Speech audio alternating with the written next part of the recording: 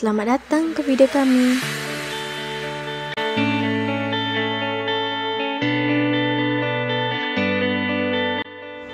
Assalamualaikum and hi, nama saya Nur Rizwani binti Zainal. Saya daripada program Diploma Office Management.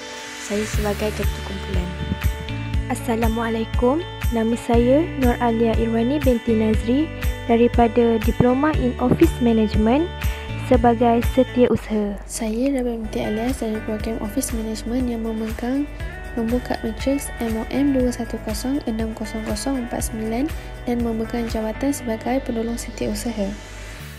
Assalamualaikum, nama saya Nur Elina Syahirin binti Zamri daripada Office Management sebagai editor.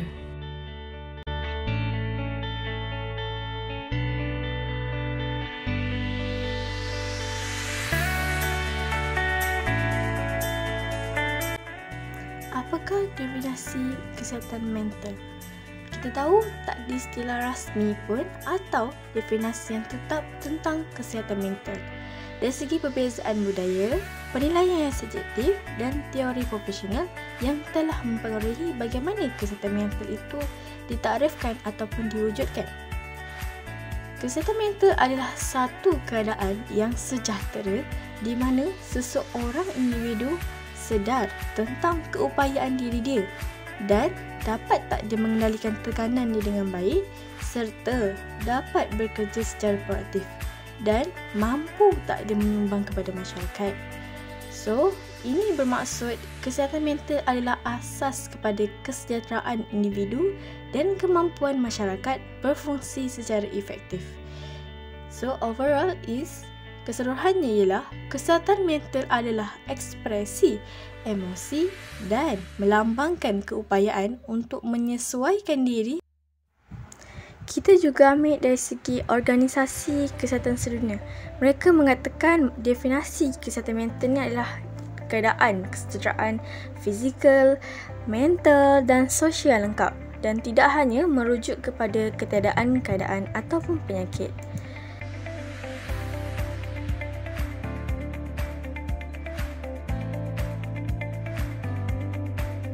Tanda-tanda dan gejala kesihatan mental. Ada 3 tanda dan gejala. Yang pertama dari segi fisiologikal. Ia menyebabkan seseorang itu cenderung untuk mendapatkan atau memburukkan lagi penyakit fizikal dia seperti darah tinggi ataupun lain-lain. Yang kedua tanda dia ialah dari segi tingkah laku. Dia seorang yang mudah marah, sukar membuat keputusan dan dia sukar menyelesaikan masalah. Yang terakhir dari segi psikologi. Psikologi kita boleh tengok dari segi dia mudah timbul rasa tak puas hati, mudah terasa cepat murung dan dia penat main dengan emosi dia. Maksud anxiety. Anxiety merupakan suatu gangguan kecemasan secara berlebihan yang sering dialami oleh seseorang sehingga kondisi ataupun situasi orang tersebut akan merasa sangat risau, cemas dan merasa takut. Ciri-ciri anxiety: yang pertama, sukar untuk tidur. Yang kedua, sukar menumpukan perhatian. Yang ketiga, cepat gemetar. Dan yang keempat, cepat merasa gelisah dan jantung berdegup kencang. Seterusnya ialah punca anxiety. Berdasarkan kajian-kajian yang dilakukan, tiada punca yang boleh dikatakan sebagai 100% mutlak mengakibatkan anxiety disorder ini terjadi. Namun, terdapat beberapa teori yang menyumbang kepada penyebab terjadinya penyakit ini. Yang pertama ialah teori biologi. Contoh-contoh puncanya ialah genetik, personaliti individu, ketidakseimbangan neurotransmitter dalam otak iaitu sejenis bahan kimia yang diperlukan dalam koordinasi sistem saraf. Teori yang kedua ialah teori psikoanalitik iaitu kegagalan mekanisme pertahankan diri dan juga dikatakan sebagai psychological defense mechanism. Teori yang ketiga ialah teori psikologi iaitu cara didikan ibu bapa yang tegas atau terlampau melindungi sehingga menjejaskan kemandirian anak, trauma di masa silam secara fizikal, emosi dan seksual dan sejarah separation anxiety. Dan akhir sekali ialah teori pembelajaran yang dikatakan mempunyai kaitan dengan konsep conditional and operant learning theory. Secara mudahnya, saya akan memberikan contoh, iaitu seseorang pelajar pernah terlibat dengan kemalangan di selekor jalan A. Setelah itu, setiap kali dia melalui selekor yang menyerupai jalan A, dia akan mendapat serangan panik. Jenis anxiety terbahagi kepada dua. Yang pertama, gangguan kecemasan umum, Generalized Anxiety Disorder, iaitu GAD. Biasanya, seseorang yang menderita gangguan kecemasan umum boleh merasa cemas atau risau secara berlebihan terhadap berbagai hal, mulai dari pekerjaan, kesihatan hingga hal-hal yang sederhana seperti berinteraksi dengan orang lain. Selain itu, anxiety yang muncul akibat gangguan kecemasan umum boleh dirasakan setiap hari. Akibatnya, penderita gangguan kecemasan ini akan menjadi sukar menjalani aktiviti dan pekerjaan seharian. Selain munculnya rasa cemas yang mengganggu, penderita gangguan kecemasan umum juga dapat merasa cepat penat, sakit kepala, susah menumpukan perhatian dan insomnia. Jenis anxiety yang kedua ialah anxiety phobia. Fobia merupakan salah satu bentuk anxiety yang berupa kecemasan dan rasa takut yang berlebihan dan cenderung tidak rasional terhadap suatu benda, binatang atau situasi tertentu yang tidak menimbulkan rasa takut pada kebanyakan orang.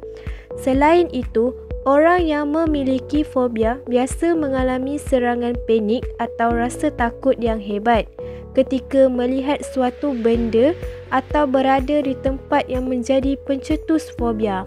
Contohnya, darah, tempat yang gelap, tempat tinggi atau ruangan tertutup.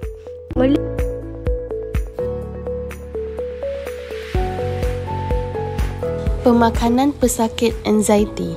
Ubat dan terapi percakapan adalah rawatan yang selalu diberikan. Perubahan gaya hidup seperti mendapatkan tidur yang cukup serta kerap bersenam juga boleh membantu.